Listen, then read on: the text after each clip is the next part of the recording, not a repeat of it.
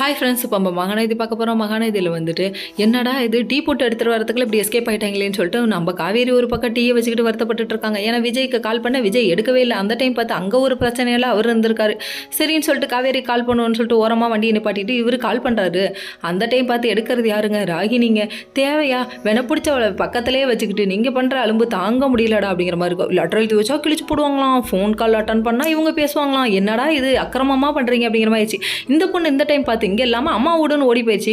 இப்படி சொந்த வாழ்க்கையை காப்பாற்றிக்க முடியாமல் பண்ணுறியம்மா அப்படிங்கிற மாதிரி ஆயிடுச்சு. அங்கே போய் புலம்பு என்னத்தை காவப்போகுது? அவங்க அம்மா ஒரு பக்கம் குத்துதே குடையுதேன்னு சொல்லிட்டு புலம்புன்னு புலம்புறாங்க. என் புருஷனை பற்றி எனக்கு தெரியும், நீ பேசாத, எல்லார் மாதிரியும் இல்லை என் புருஷன் சொல்கிறாங்க. இந்த வாய் சாட்டாவளுக்கு ஒன்றும் குரலடி அப்படிங்கிற மாதிரி ஆயிடுச்சு. எப்படியும் ஒத்துக்க மாட்டேன், சொந்த செலவில் சூனியம் வச்சுட்டு, ஆனால் அது ஒத்துக்காமல் நீ சுத்துறியே அப்படிங்கிற மாதிரி. அது மட்டும் இல்லைங்க, நம்ம ராகினி பேசுகிற வாய்ஸை கூட கண்டுபிடிக்க முடியலையா நம்ம விஜயால்.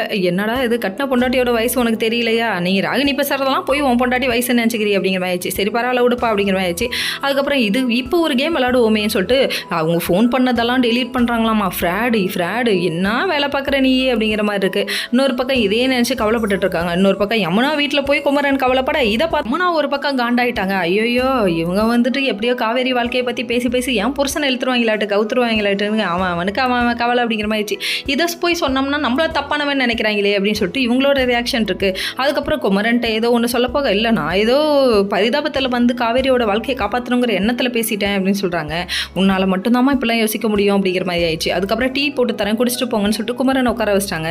அதுக்கப்புறம் நம்ம நிவின் யோசிச்சுட்டு இருக்கதை பார்த்தோன்னே சும்மா கடந்த சொங்க ஊதி கெடுப்பான்னு இவன் வந்து உசுப்பேத்தி விட்டு போயிட்டாரே, உசுப்பேத்துறவன்ட்ட உம்முன்னு இருக்கணும்னு சொல்லித்தரலையா இவருக்கு அப்படின்னு சொல்லிட்டு இவங்களே மனசுக்குள்ளே நினைக்க ஆரம்பிச்சிட்டாங்க. அதுக்கப்புறம் இவங்க டீ போடவும் கிளம்பிட்டாங்க. தேவையாமா இதெல்லாம்? Okay friends, next video.